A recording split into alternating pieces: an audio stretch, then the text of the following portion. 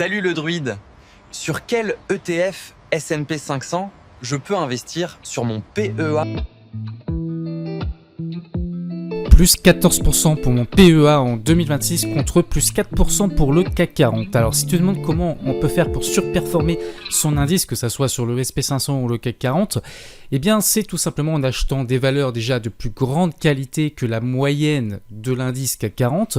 Et ensuite, c'est en les achetant à un bon prix, c'est-à-dire à une juste valorisation, même si ça ne garantit jamais d'être au plus bas sur l'action, parce que ça peut aller beaucoup plus bas en cas de crise, mais ça apporte déjà une garantie supplémentaire. C'est exactement ce que j'ai fait, et en plus j'ai privilégié les actions à dividendes, comme ça je me dis que tant que ça baisse, je perçois des dividendes, je peux les réinvestir si je veux, et j'ai un rendement sur dividendes qui devient de plus en plus intéressant, et le jour où ça remonte, ça me fait une performance comme là, où je peux même encaisser des plus-values si je le souhaite, parce que les actions commencent à être un petit peu chères. Donc je vais te montrer en première partie mon portefeuille PEA pour que tu vois ce qui me reste actuellement, sachant que j'ai déjà encaissé des gains sur des positions comme SEB, où il y a déjà 9% que j'avais présenté sur la chaîne, et puis en deuxième partie, on va juste faire un petit rapide sentiment de marché, on va aller voir le CAC 40 et le Nasdaq 1, et surtout je vais te montrer aussi mon ETF maison immobilier dont je t'ai parlé dans la dernière vidéo, mais je ne te l'ai pas comparé à l'indice global immobilier pour que tu vois qu'il surperforme très nettement cet indice, car c'est pareil, j'ai choisi la crème de la crème des rates pour avoir le meilleur de l'immobilier et surperformer son indice de référence. On voit tout ça dans cette vidéo, c'est parti. Avant de te montrer le PEA actuel qui est encore en cours, je te montre ce que j'ai déjà clôturé, parce que tu vois, j'ai une plus-value latente sur 2026 de plus 496 €. Donc j'ai déjà encaissé des plus-values, et là, ce qui me reste actuellement sur le PEA, on va aller voir ça ensemble. Voici les valeurs. Donc tu vas retrouver Total Energy, où j'ai déjà pris des gains, mais j'ai encore une grosse ligne, parce que elle verse des dividendes super intéressants. En fait, j'ai mon rendement sur dividendes qui est là, et tu vois que je suis à plus 20% sur cette ligne. Je t'avais fait plein de vidéos, encore une fois, durant tout 2025, pour te dire qu'on était dans des zones d'achat intéressantes pour accumuler, et ça y est, en 2026, je recueille entre guillemets le fruit de mon laurier, et sachant que durant tout 2025 il y avait tous les dividendes perçus qui se rajoutent à ça en plus, donc voilà, je suis très content. Il y a Sanofi qui pour l'instant n'a pas démarré, mais c'est pareil, Sanofi pour moi c'est sur des bons niveaux de valorisation, je te l'ai dit sur mon canal Telegram qui est en premier commentaire. Crédit Agricole, je suis à plus 16%, mais je conserve parce qu'en fait Crédit Agricole, j'ai envie d'augmenter mon exposition, donc je vais attendre qu'elle rebaisse beaucoup pour en racheter de nouveau.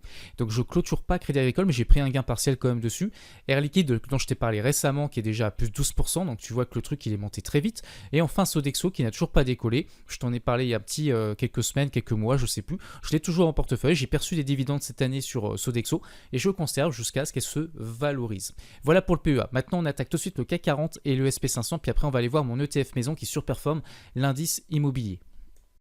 Alors, on commence comme souvent par vous parler de ma position gagnante de la semaine, c'est AEIS que vous voyez à l'écran. Donc j'ai déjà pris bien sûr durant toute cette tendance, vous avez mon niveau d'entrée en bleu.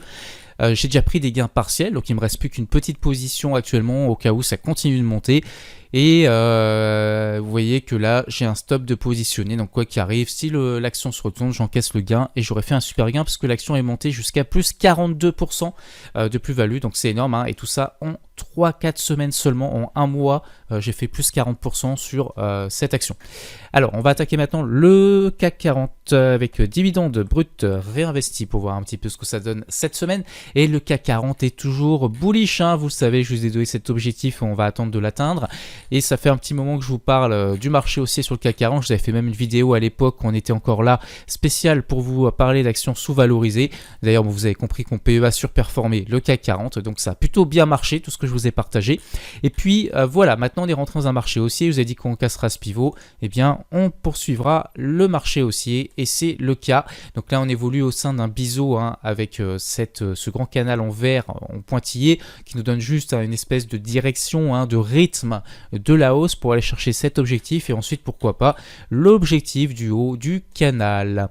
Donc le CAC 40 reste bien orienté. Avant d'aller voir mon ETF immobilier, parce que j'ai oublié encore une fois de vous parler, de le comparer par rapport à un vrai ETF immobilier global et de qualité aussi, vous allez voir qu'il surperforme très nettement le mien, et donc on va aller voir ça ensuite. Mais on commence d'abord par le SP500. Donc je rappelle qu'on avait eu la crise des tarifs douaniers qui a lancé ensuite un gros marché haussier, on est dedans, et depuis on stabilise maintenant, on va dire depuis octobre 2025, donc ça fait plusieurs mois qu'on est en range, tout simplement entre la bande basse et la bande haute, sauf qu'on reste calé un petit peu ici, vous voyez, sur la partie haute de ce range.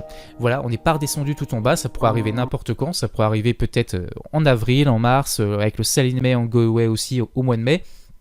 Mais on peut aussi tout simplement consolider encore quelques temps et poursuivre le marché haussier qui nous amènerait vers cette zone que je vous ai fixée il y a longtemps comme objectif, alors qui paraît très éloigné comme ça quand je vous montre visuellement, mais c'est qu'à plus 8 ou plus 9%, donc que le SP500 monte de 10% sur l'année, il n'y a rien d'exceptionnel en réalité, surtout qu'en plus après il peut corriger.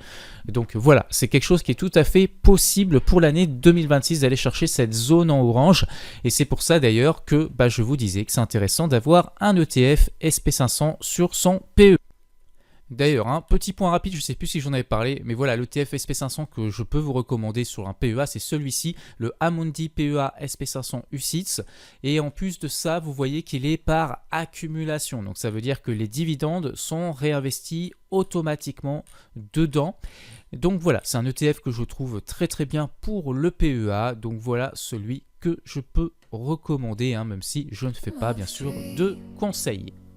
Alors, on va revenir sur mon ETF immobilier maison que je peux recommander. Vous voyez qu'ici, on est sur une résistance, donc je ne suis pas sûr qu'on va forcément la casser et continuer à monter. Mais en tout cas, quand on a accumulé dans cette zone ces valeurs, on a fait une très belle plus-value. Ici, surtout que moi, je n'hésite pas sur ce fonds. J'ai vraiment une forte confiance, donc j'hésite pas à y aller avec des grosses sommes que je DCA après si jamais ça va à un crash ou quelque chose comme ça. Aucun souci. Donc là, on est à plus 17% si on avait accumulé dans cette zone. Donc c'est ce que j'ai fait. Vous le savez, Gérald Income, etc. Je ne vais pas vous montrer mon contrat d'assurance vie parce qu'après ça fait un peu une démonstration de son capital, mais voilà, en tout cas ce fonds marche très bien. Maintenant on va le comparer avec un vrai fonds, un vrai ETF qui existe, qui n'est pas le mien, pour voir est-ce que ma sélection fait mieux que cet ETF immobilier, et on va prendre une référence dans le domaine pour faire cette comparaison. Et donc pour ça, j'ai choisi le VNQ, Vanguard Real Estate. Donc on est parti, on va comparer, et vous revoyez qu'ici, mon ETF maison explose l'ETF immobilier, le VNQ. Alors bien sûr, si on dézoome un petit peu plus sur le long terme, c'est l'inverse. Voilà, si on regarde sur la période 2000 jusqu'à maintenant, ça va être plutôt l'ETF VNQ qui va surperformer le mien. Mais dès lors qu'on zoome un tout petit peu, c'est-à-dire que si on prend la période maintenant 2003, jusqu'à maintenant, mon ETF surperforme très nettement. Donc je pense que c'est parce que j'ai des valeurs qui n'étaient pas encore assez développées à l'époque, dans les années 2000.